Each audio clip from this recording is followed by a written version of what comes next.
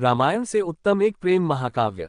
जब कोई सभी महान महाकाव्यों के ऊपर ध्यान लगाता है और प्रेम कहानियों की रचना की जाती है, तो रामायण निश्चित रूप से सूची में सबसे ऊपर आती है। इस महाकाव्य के कई उत्कृष्ट पहलू मिलते हैं।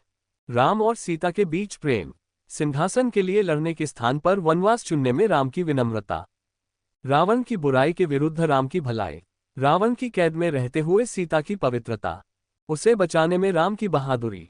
रामायण के कई नाट्य रूपांतरणों को प्रदर्शित किया गया है। बुराई पर अच्छाई की विजय की लंबी यात्रा के परिणाम स्वरूप, जो स्वयं में अपने नायकों के चरित्र को सामने लाती है, रामायण को एक कालातीत महाकाव्य बना दिया है। इस कारण से समुदाय प्रतिवर्ष रामलीलाओं का प्रदर्शन करते हैं, जो कि विशेष रूप से विजयादशमी, दशहरा या दशैन उत्सव के दौरान अक्सर रामायण से प्राप्त साहित्य पर आधारित होती हैं, जैसे रामचरितमानस। हम रामायण में भागी नहीं हो सकते। रामायण की प्रमुख कमी यह है कि हम केवल इसके नाटक को पढ़, सुन या देख सकते हैं। कुछ लोग रामलीलाओं में भाग ले सकते हैं, परंतु रामलीलाएं वास्तविक कहानी नहीं होती हैं। ये कितना अच्छा होता कि हम वास्तव में अयोध्या के राजा दशरथ के रामायण वाले संसार में प्रवेश कर सकते और राम के साथ उनके रोमांचों के साथ चल सकते। वह महाकाव्य जिसमें हमें भाग लेने के लिए आमंत्रित किया गया है। यद्यपि यह हमारे लिए उपलब्ध नहीं है, परंतु एक और महाकाव्य रामायण की बराबरी पर हमें मिलता है, जिसमें हमें प्रवेश करने के लिए आमंत्रित किया गया है। इस महाकाव्य में रामायण के साथ इतनी अधिक समानताएं मिलती हैं कि हम रामायण को वास्तविक जीवन के महाकाव्य को समझने के लिए एक आदर्श के रूप में उपयोग कर सकते हैं। यह महाकाव्य प्राचीन इब्रानी वेदों की रचना करता है, जिसे अक्सर बाइबल के रूप में जाना जाता है। परंतु इस महाकाव्य को इस संसार में रचा जाता है जिसे हम जीवन जीते हैं, जिससे हमें इसके नाटक में प्रवेश करने की अनुमति मिलती है। चूंकि यह हमारे लिए नया हो सकता है, हम इसकी कहानी और इसमें जो भूमिका निभाते हैं उसे रामायण की दृष्टि से देखकर समझ सकते हैं।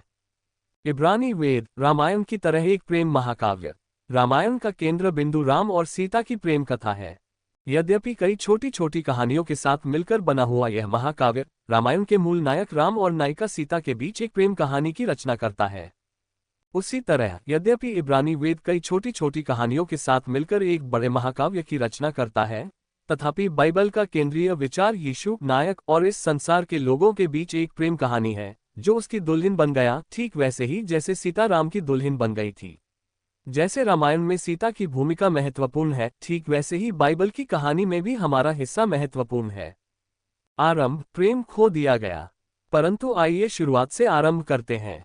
बाइबल बताती है कि परमेश्वर ने मनुष्य को धरती की मिट्टी से ही रचा है, कुछ इस तरह से जैसे रामायण के अधिकांश मूल पाठों में मिलता है कि सीता धरती से निकल कर आई थी।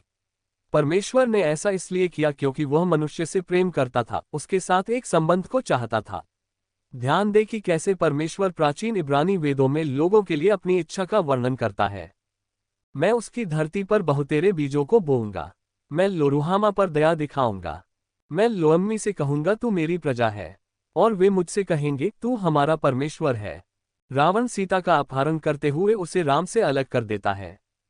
यद्यपि परमेश्वर ने इस संबंध के लिए मानव जाति की रचना की थी, परंतु एक खलनायक ने इस संबंध को नष्ट कर दिया। जैसा कि रावण ने सीता का अपहरण किया और उसे अपने राज्य लंका में कैद कर लिया, वैसे ही परमेश्वर के विरोधी शैतान ने, जिसे अक्सर एक असुर जैसे सर्प के रूप में चित्रित किया गया है, मानव जाति को अपनी कैद में ले गया। बाइबल उसके नियंत्रण में हमारी अवस्था को इन शब्दों में वर्णन करती है। एक समय था जब तुम लोग उन अपराधों और पापों के कारण आध्यात्मिक रूप से मरे हुए थे, दो जिनमें तुम पहले संसार के बुरे रास्तों पर चलते हुए और उस आत्मा का अनुसरण करते हुए जीते थे जो इस धरती के ऊपर की आत्मिक शक्तियों का स्वामी है। वही आत्मा अब उन व्यक्तियों में काम कर रही है जो परमेश्वर की आज्ञा नहीं मानते। एक समय हम भी उन्हीं के बीच जीते थे और अपनी पापपूर्ण प्रकृति की भौतिक इच्छाओं को तृप्त करते हुए अपने हृदयों और पापपूर्ण प्रकृति की आवश्यकताओं को पूरा करते हुए संसार के दूसरे लोगों के समान परमेश्वर के क्रोध के पात्र थे।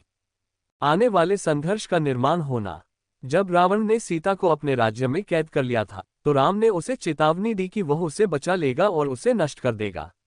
उसी तरह जब शैतान पाप और मृत्यु के द्वारा हम पर पतन को ले आया, तब परमेश्वर ने मानव इतिहास की शुरुआत में ही कि वह कैसे शैतान को स्त्री के वंश के द्वारा नष्ट कर देगा, शैतान को चेतावनी दी थी, और यही वह पहेली है जो इन विरोधियों के साथ संघर्ष का केंद्र बिंदु बन गई।